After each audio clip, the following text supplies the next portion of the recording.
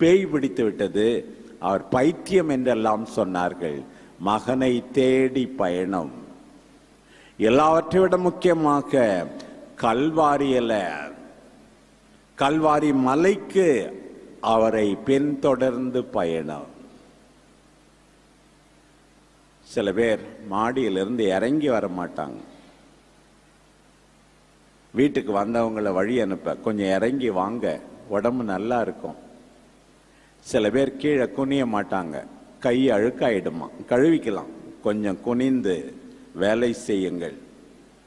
சில பேர் நடக்க மாட்டார்கள், கால் சோர்வாகி விடுமாம். கடவுள் வல்லமையை கொடுப்பார், மான்குட்டி போல நடக்க. சில பேர் வேர்த்து போயிடும், நான் என்ன செய்யறது, ஒன்றும் செய்ய மாட்டேன் என்பார்கள்.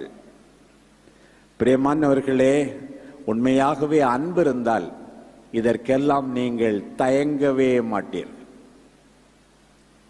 இன்னும் கொஞ்சம் பயணம் செய்வோம், வேறு வார்த்தையிலே இன்னும் கொஞ்சம் குனிவோம், இன்னும் கொஞ்சம் உழைப்போம். அன்பை தெரிவிக்க, அக்கறையை வெளிப்படுத்த, நான் உழைப்பவர் என்பது எல்லாருக்கும் தெரியட்டும். அப்போதுதான் அம்மாவுடைய பிறப்பிலே நாம் மகிழ்வது போல நம்முடைய பிறப்பிலே மற்றவர்கள் மகிழ்வார்.